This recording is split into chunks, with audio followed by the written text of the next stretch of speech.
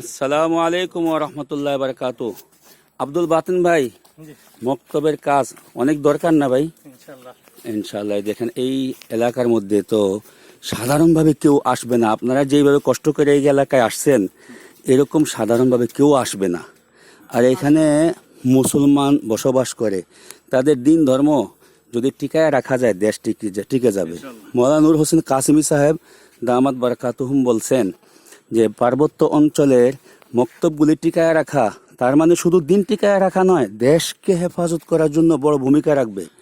এই জন্য আমার দেশবাসী সকল মুসলিম ভাইদেরকে অনুরোধ করি যে এই অঞ্চলের মুসলমান ভাইদের ইমান, আকিদা, দিন ধর্ম ঠিক রাখলে আমাদের দেশ হিসাবে এই পার্বত্য অঞ্চলটা টিকে যাবে। দেশের মহব্বতে, দিনের মহব্বতে আমরা সবাই এই দিনই কাজের মধ্যে, মক্তবের কাজের মধ্যে শরিক হয়ে যাই।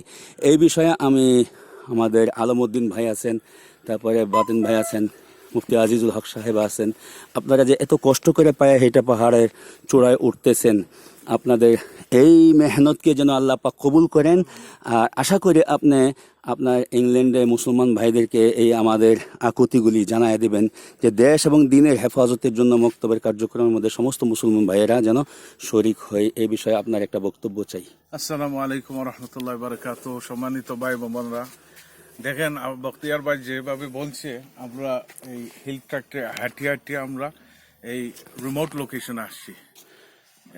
আমি মুফতি আব্দুল আজিজুল হক, মৌলানা বাতেম ভাই, শেখ বখতিয়ার ভাই, আমরা ওদের দাওয়াত পাইয়া আমরা এই এরিয়ার লোকেশন দেখার জন্য, এবং একটু লক্ষ্য করেন, আপনারা দেখবেন এখানে আশেপাশে কোনো রাস্তাঘাট নাই, একমাত্র একটা ট্র্যাক্ট আছে হাঁটার মতো। তো এখানে কাজ চলতেছে, আগামীতে ইনশাল্লাহ তাআলা আশা করি তো একটা রাস্তা হবে।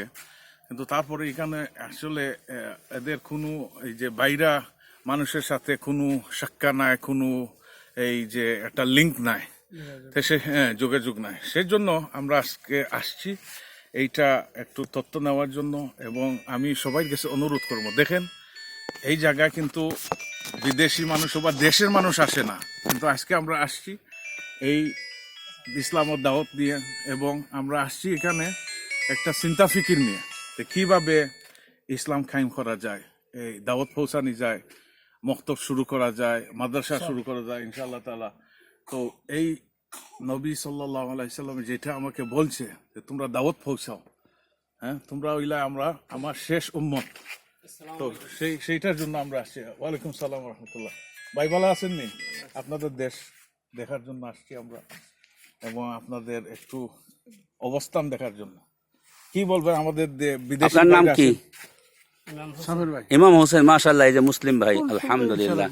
আপনার এই যে ছোট ছোট বাচ্চারা কোথায় মক্তব পড়ে? ওই যে ওই পারে, এই যে খালের ওই পারে যে মক্তব, এটা? আচ্ছা আচ্ছা, এত দূর থেকে যায় বাচ্চারা? আপনি মক্তব পড়ছেন কোথায়?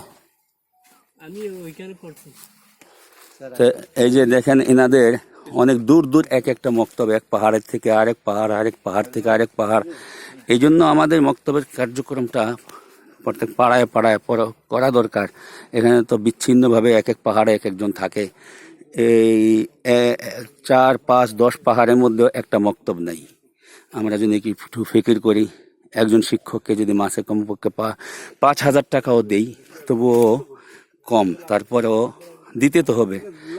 এরকম আমরা এই পাহাড়গুলোতে 10টা মক্তব কায়েম করছি, কিন্তু উস্তাদদেরকে মাত্র 500 টাকা করে দেওয়া হইতেছে।